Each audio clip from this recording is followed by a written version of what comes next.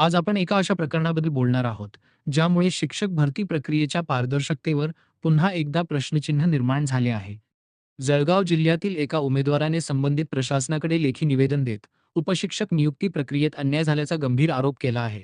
आपल्या निवेदनात उमेदवाराने पात्रता असूनही नियुक्तीपासून वंचित ठेवण्यात आल्याचे म्हटले आहे. तसेच संपूर्ण प्रकरणाची सखोल चौकशी करून न्याय मिळावा, अशी मागणीही करण्यात आली आहे. या अर्जात विविध तारखा, कागदपत्रांचा उल्लेख करत संबंधित अधिकाऱ्यांचे लक्ष वेधण्यात आले असून, नियुक्ती प्रक्रियेमध्ये नियमांचे पालन झाले का, असा सवाल उपस्थित करण्यात आला आहे. दरम्यान, या तक्रारीमुळे शिक्षक भरती प्रक्रियेतील पारदर्शकता आणि प्रशासनाच्या कार्यपद्धतीवर चर्चा सुरू झाली आहे. संबंधित विभागाकडून या निवेदनाची दखल घेतली जाणार का आणि तक्रारदाराला न्याय मिळणार का, याकडे आता सर्वांचे लक्ष लागले आहे. वाचून मी यासोबत जिल्ह्याचे जी.आर. काढलेला आहे सरकार जिल्हाधिकाऱ्यांनी. बंगाली डॉक्टर यांना जिल्ह्यातून हकालपट्टी करण्यात आली. तरी सुद्धा अंमळनेर, जळगाव,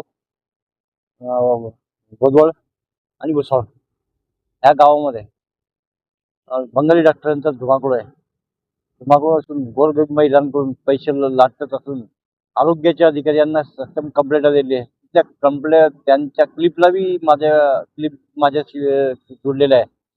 व अंमळनेर तालुक्याच्या आरोग्य अधिकाऱ्याच्या गोसाई म्हणून आहेत.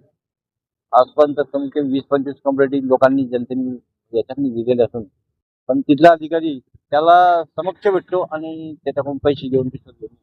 ही घटना कुठली गावाची अंमळनेर तालुक्याची आहे.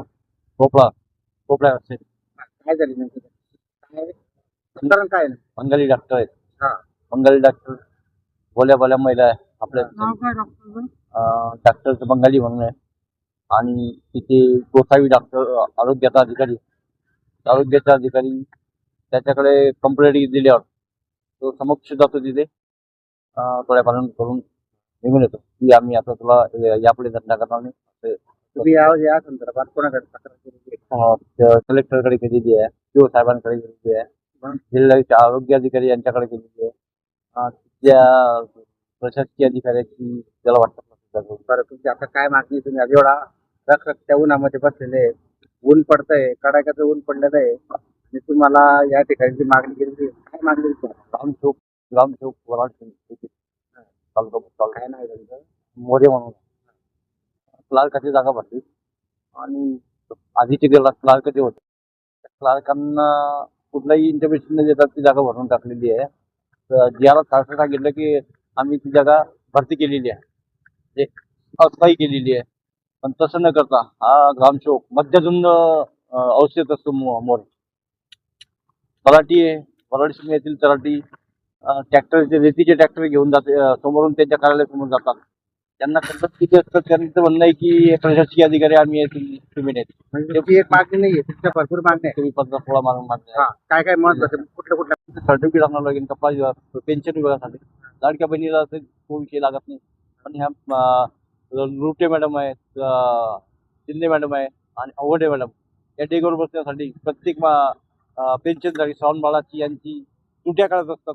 तुट्या काढल्यामुळे किंवा जेणेकरून हे लोक आपल्याकडून 2-2, 3-3, 4-4 रुपये घेतल्यानंतर यांच्याकडनं पास करून जानेवारी 1 ते आजपर्यंत जेवढ्या मिटिंग झाल्या 5 महिन्यात, त्या मिटिंगची चौकशी करा. जेवढे मिटिंग फायदा झालेले आहे, फार्म मंजूर झालेले आहे, पैसे घेऊन चाललेले भुसावळ तालुक्यात. जर मागणी मान्य नाही झाली तर काय करायचं?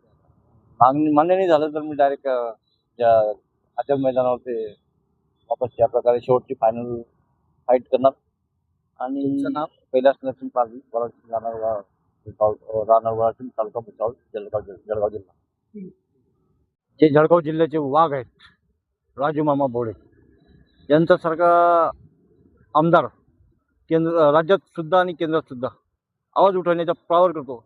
त्या माणसानं 10:30 पावणे 11 वाजता माझ्याशी व्हिजिट देऊन मला पाणी देण्याचा प्रयत्न केला. पाणी दिवसानं माझं निवेदन स्वीकारलं. मी त्यांचं पाया पडला आणि पाया पडल्यानंतर त्यांनी सांगितलं तुमचे तात्काळ मी दखल घेऊन कलेक्टरशी बोलतो आणि कलेक्टर माझी मिटिंग असल्यामुळे मी तुमचं तात्काळ आहे.